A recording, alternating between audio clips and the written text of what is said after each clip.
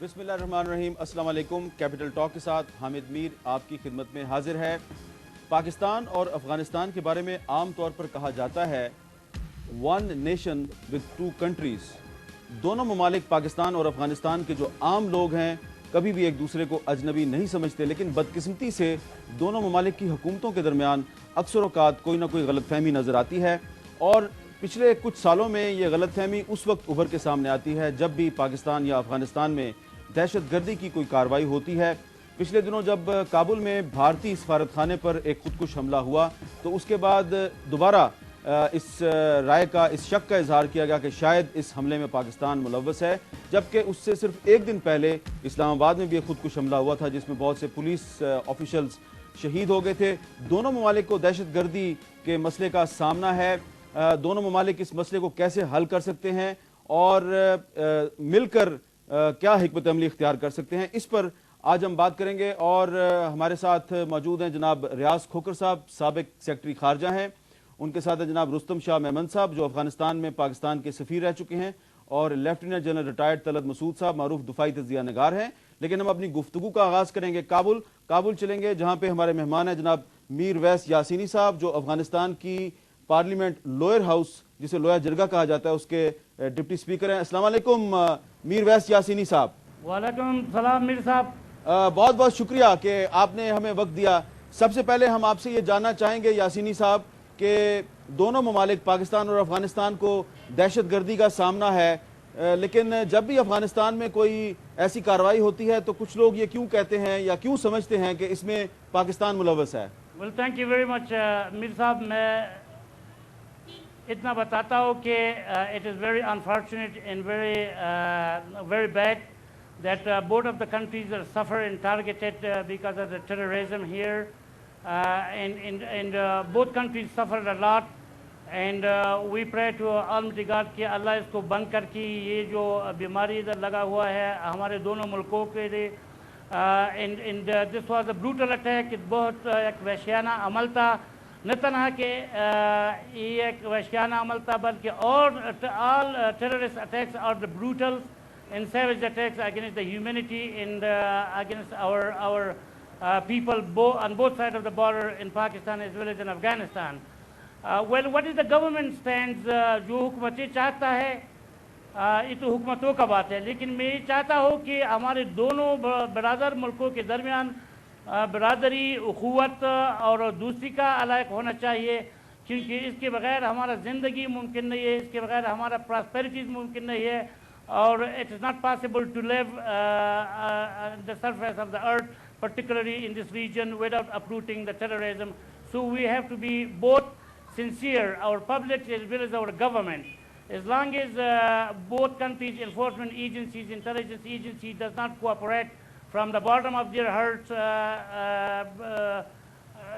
it will be very difficult। बिल्कुल नामुमकिन होगा कि इस बीमारी का और इस आफत का तलाफी कर दीजिए। मीर वैस यासीनी साहब, कोई सलूशन है आपकी नज़र में? आपने कहा कि दोनों ममालिक की जो इंटेलिजेंस एजेंसीज हैं उनको ताउन करना चाहिए, लेकिन ये भी तो एक हकीकत है कि there are some misunderstandings between the top leadership of Kabul and Islamabad. इसकी क्या वजह है?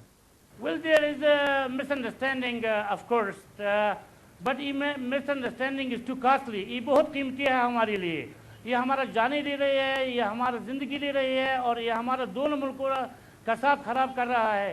तो इसलिए we have immediately to cure this misunderstanding because it is costing both nations very too much। यासीनी साहब, आपका क्या ख्याल है कि ये जो हमला हुआ काबुल में भारतीय सफारत खाने पे, हम भी इसकी मज़म्मत करते हैं, आपने भी मज़म्मत की, क्या आप इसका जिम्मेदार पाकिस्तान को समझते हैं?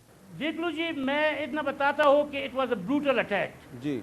what the government are saying, this is a very completely different episode, but what we would like to do to find out in the parliament, I have recommended that the full investigation has to be सामने आ जाए, हमारे पेश हो जाए, हम फिर हम कह सकते हैं कि किसका हाथ था और क्यों हुआ और क्यों ये बंद नहीं हो सकता।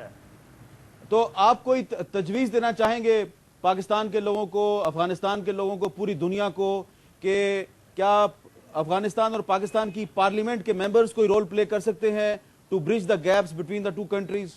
Well, I mean, it is vital that the both parliaments have to have relations, constant relations.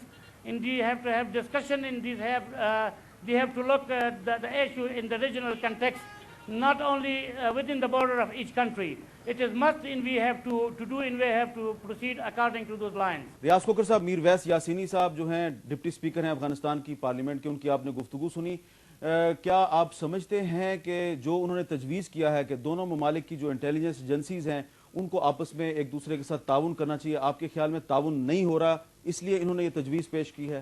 میں سمجھتا ہوں دو تین چیزیں ہیں جو بڑی ضروری ہیں. پہلے تو ہائیسٹ لیول پر, یعنی at the top most level, political leadership کے اوپر انڈرسٹینڈنگ ہونی چاہیے. انٹیلیجنس ایجنسیز اپنے آپ پہ یہ چیزیں نہیں کرتے. پولیٹیکل لیڈرشپ میں انڈرسٹینڈنگ ہو اور کلیئر ہو اور سنسیئر ہو کہ جناب ہم دو ہمسائے ملک ہیں, ہمارا رشتہ ایک سمبیوٹک ریلیشن شپ ہے جس کے بغیر نہ افغانستان زندہ رہ سکتا ہے نہ پاکستان زندہ رہ سکتا ہے. ہمارا یہ بڑا گہرا رشتہ ہے اور Afghanistan can not survive without Pakistan in terms of Pakistan کی ناٹ سروائیو. ایبسولوٹلی, یہ اتنا گہرا رشتہ ہے. اور خاص کر کے اب جو بارڈرز وغیرہ پہ ہو رہا ہے اس کے لیے اور بھی زیادہ ضرورت ہے کہ پولیٹیکل لیڈرشپ میں بڑی کلیئر انڈرسٹینڈنگ ہو کہ جناب ہم اپنے خطے میں امن چاہتے ہیں, ہم یہ گڑبڑ نہیں چاہتے اور ہم اس کی جڑ سے اس کو نکالنا چاہتے ہیں. اس کے بعد انٹیلیجنس ایجنسیز کو ڈائریکشن دیے جائیں. مگر میں صرف ایک چیز اور ایڈ کرنا چاہتا ہوں, میں سمجھتا ہوں کہ نہ کابل میں کسی ایجنسی نے کروایا ہے اور نہ اسلام آباد میں کسی ایجنسی نے کروایا ہے. جی ریاض کوکر صاحب, ہم شکریہ ادا کر دیں میر ویس یاسینی صاحب کا, آپ کا بہت بہت شکریہ. رستم شاہ محمد صاحب, آپ تو سفارتکار رہ چکے ہیں اور افغانستان میں آپ نے بطور سفیر کافی وقت گزارا ہے. یہ کیا وجہ ہے, غلط فہمیاں کیوں ہیں دونوں ممالک کے بارے میں؟ کہا جاتا ہے کہ one nation with to countries, غلط فہمیوں کی وجہ کیا ہے؟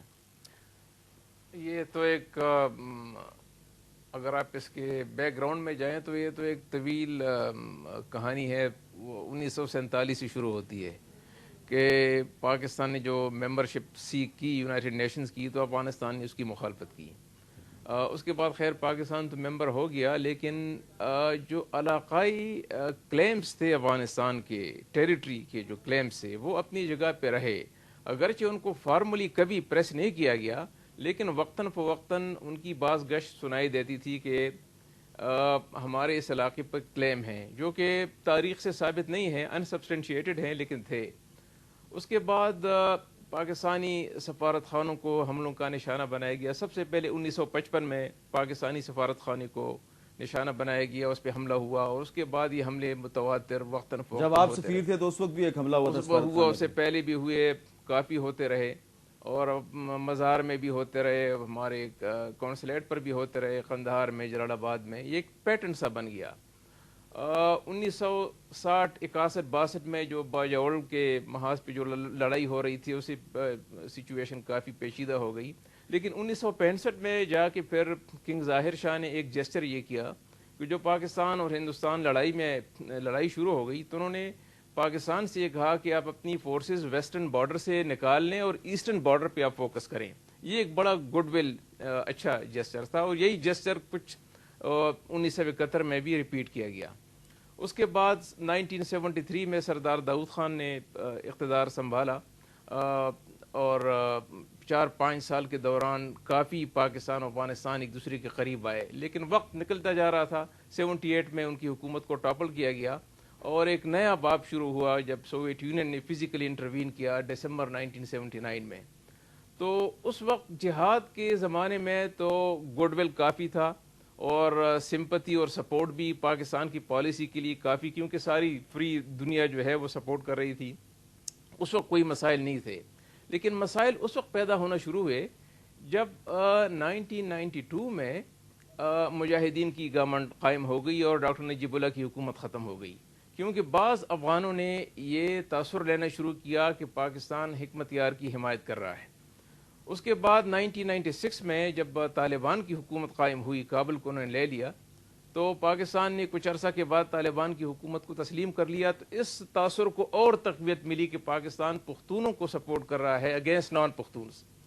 اس کے بعد جب پاکستان نے یو ٹرن لیا اور طالبان کی حکومت کے خاتمے